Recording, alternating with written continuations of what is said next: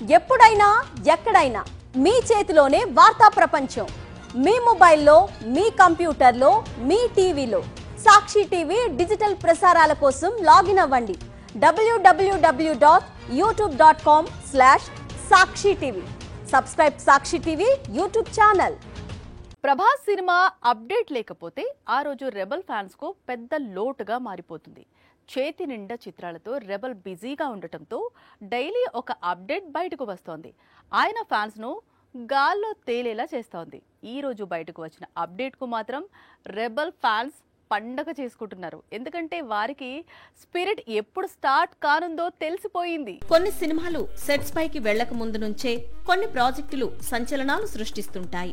అలాంటి చిత్రాల్లో ఒకటిగా మారింది స్పిరిట్. యానిమల్ డైరెక్టర్ ఒకవైపు, సలార్ హీరో మరోవైపు.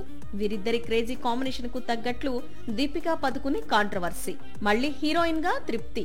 మొత్తంగా స్పిరిట్ ను సెన్సేషనల్ మూవీగా మార్చింది. Spirit hero heroine dates lock అయిపోవడంతో సందీప్ వంగ సెప్టెంబర్ నుంచే స్పిరిట్ షూటింగ్ స్టార్ట్ చేయాలనుకుంటున్నాడట. నిజానికి గతంలో అక్టోబర్ లేదా నవంబర్ నుంచి ఈ సినిమా షూటింగ్ కావాల్సి ఉందని అప్డేట్ వచ్చింది. కానీ ఇప్పుడు సందీప్ స్పీడ్ పెంచాడు. స్పిరిట్ ను సెప్టెంబర్ నుంచే స్టార్ట్ చేయాలి అనుకుంటున్నాడు. స్పిరిట్ లో తృప్తి క్యారెక్టర్ కూడా రివీల్ అయింది. ఇందులో ఆమె డాక్టర్ రోల్ చేస్తుందట.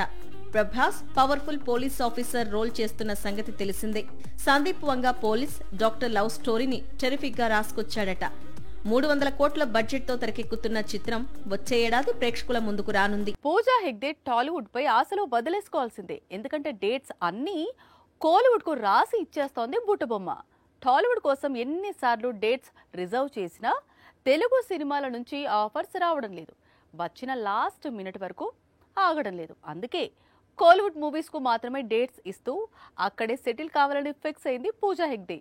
ఇది బుట్టబొమ్మ టాలీవుడ్ ఫ్యాన్స్ కు బ్యాడ్ న్యూస్ అని చెప్పాలి. రీసెంట్ గానే పూజా హెగ్డే కోలీవుడ్ బిగ్ స్టార్ సూర్యకు జోడీగా నటించింది. అయితే రెట్రో అనుకున్న స్థాయిలో విజయం సాధించలేకపోయింది. పూజకు మాత్రం కావాల్సినంత క్రేజ్ తీసుకొచ్చింది. సూర్యకు హెల్ప్ కాకపోయినా పూజా హెగ్డే కెరియర్ కు ఈ ఫిల్మ్ బాగానే ఉపయోగపడింది. రెట్రో పూజకు మాత్రమే ఎలా ప్లస్ అయింది అంటే, రీసెంట్ గానే పూజ మరో కొత్త చిత్రం సైన్ చేసింది. అది కూడా ధనుష్ హీరోగా నటిస్తున్న సినిమా. విఘ్నేష్ రాజా దర్శకత్వంలో ధనుష్ హీరోగా నటిస్తున్నాడు. ఈ చిత్రంలోనే హీరోయిన్ గా పూజా హెగ్డే పేరు ఖరారైందట. ధనుష్ తో మూవీ కాకుండా విజయ్ నటించే తదుపరి చిత్రం జననాయగన్, కాంచనా 4 లాంటి క్రేజీ ప్రాజెక్టులు పూజా చేతిలో ఉన్నాయి. ప్రస్తుతం తమిళ సినీ పరిశ్రమను త్రిష రూల్ చేస్తోంది. త్వరలో త్రిషకు గట్టి కాంపిటీషన్ ఇచ్చేందుకు పూజా హెగ్డే రెడీ అవుతోంది. ఇప్పుడంటే పాన్ ఇండియా ట్రెండ్ వల్ల ఖాన్స్ కు క్రేజ్ తగ్గింది. కానీ ఒకప్పుడు వాళ్లే రియల్ పాన్ ఇండియా స్టార్స్. అయితే ఇప్పుడు ఖాన్స్ సౌత్ దారి పట్టారు. తెలుగు, తమిళ చిత్రాల్లో భాగమవుతున్నారు. మొన్న సల్మాన్ ఖాన్ వచ్చాడు. ఇప్పుడు ఆమిర్ ఖాన్ వస్తున్నాడు. ఇక షారుఖ్ ఒక్కడే బ్యాలెన్స్. సౌత్ హీరోలకు ఇట్టే నార్త్ మార్కెట్ అంది వస్తోంది. కానీ నార్త్ హీరోలకు మాత్రం సౌత్ అంత ఈజీగా అంది రావడం లేదు. అందుకే సౌత్ వరకు వచ్చి మల్టీ స్టారర్స్ చేస్తున్నారు. ఆల్రెడీ సల్మాన్ ఖాన్ టాలీవుడ్ వరకు వచ్చాడు. మెగాస్టార్ నటించిన గాడ్ ఫాదర్ అనే మూవీలో చిరుకు బాడీ గార్డ్ గా నటించాడు. ఇద్దరూ కలిసి ఒక పాటకు స్టెప్పులు కూడా వేశారు. ఇప్పుడు రజనీకాంత్ నటిస్తోన్న కూలీలో ఆమిర్ ఖాన్ కనిపించబోతున్నాడు. సినిమా క్లైమాక్స్ లో అతనిది 15 నిమిషాల రోల్ అట. ఇటీవలే లుక్ కూడా రివీల్ అయింది. పాన్ ఇండియా వైడ్ గా సూపర్ రెస్పాన్స్ వచ్చింది. సల్మాన్, ఆమిర్ ఖాన్ తర్వాత షారుఖ్ మాత్రమే ఇంకా సౌత్ సైడ్ సినిమాలకు దూరంగా ఉన్నాడు. కింగ్ ఖాన్ కూడా తెలుగు లేదా తమిళ ప్రాజెక్ట్ లో కాసేపు మెరుపులు మెరిపిస్తే చూడాలనుకుంటున్నారు అభిమానులు. జైలర్ సీక్వెల్ లో షారుఖ్ కూడా ఒక క్యారెక్టర్ చేస్తాడని ప్రచారం సాగినా అది రూమర్ మాత్రమే అని తరువాత తేలింది. ఆమిర్ ఖాన్ ఈ పేరు ఒకప్పుడు బిగ్గెస్ట్ బ్లాక్ బస్టర్స్ కు బ్రాండ్ అంబాసిడర్. కానీ మధ్యలో 2 డిజాస్టర్స్ పడగానే డల్ అయ్యాడు. దీంతో ఆయన ఈ మధ్య నటించిన సితారే జమీన్ పర్ పై ఎవరికి అంచనా లేవు. కానీ ఇదంతా రిలీజ్ కు ముందు కహాని. ఇప్పుడు సితారే జమీన్ పర్ ఒక super hit film. Hindi industry ఎప్పుడెప్పుడా అని ఎదురు చూసిన ఆమిర్ కు కంబ్యాక్ ఇచ్చిన ఫిలిం.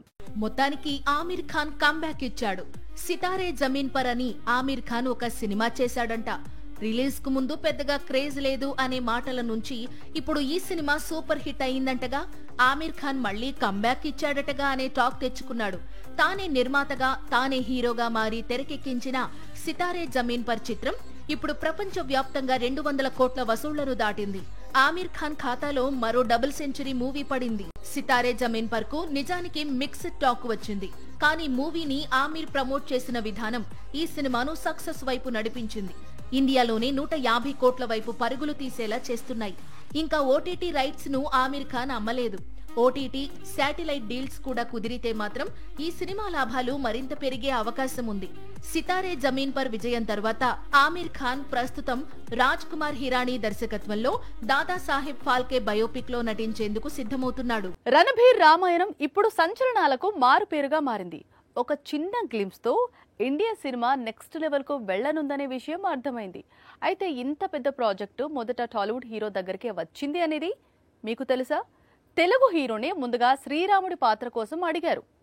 డేట్స్ ఇవ్వాల్సిందిగా రిక్వెస్ట్ కూడా చేశారు. కానీ ఆ హీరో వద్దు అనేయడంతో రణబీర్కు లైన్ క్లియర్ అయింది. ఇంతకీ ఎవరా తెలుగు హీరో?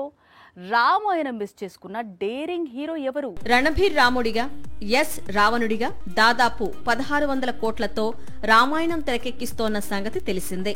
ఇండియన్ సినిమా హిస్టరీలోనే ఇంత బడ్జెట్ తో మరో చిత్రం ఇప్పట్లో అయితే తెరకెక్కే అవకాశాలు లేవు. మొదటి భాగాన్ని 1000 కోట్లతో, రెండవ భాగాన్ని 600 కోట్లతో నిర్మిస్తున్నారట. అయితే ఇంత పెద్ద ప్రాజెక్టుకు ముందుగా మహేష్ బాబును శ్రీరాముడి పాత్ర కోసం అడిగారట దర్శక నిర్మాతలు. రఘురాముడిగా నటించేందుకు మహేషుడు అన్ని విధాలా కరెక్ట్ అని సంప్రదిస్తే same time Rajamouli movie shooting ఉండడంతో సూపర్ స్టార్ ఈ ప్రాజెక్టు నుంచి తప్పుకున్నాడట. కానీ మహేష్ కనుక ఈ చిత్రం రామాయణం చేసి ఉంటే తెలుగువారికి చాలా ప్రత్యేకంగా మారి ఉండేది. మహేష్ వద్దు అన్నాడు. రణబీర్ రాముడి పాత్రకు ఓకే చెప్పాడు. అలాగే రావణుడి పాత్ర కోసం మొదట హృతిక్ రోషన్ ను అడిగారట. కానీ హృతిక్ కూడా వార్ 2 మూవీ షూటింగ్ కోసమని ఈ ప్రాజెక్టుకు డేట్స్ కేటాయించలేకపోయాడట. హృతిక్ రావణాసురుడిగా నటించి ఉంటే ఈ ప్రాజెక్టు బాలీవుడ్ కు చాలా ప్రత్యేకంగా మారి ఉండేది.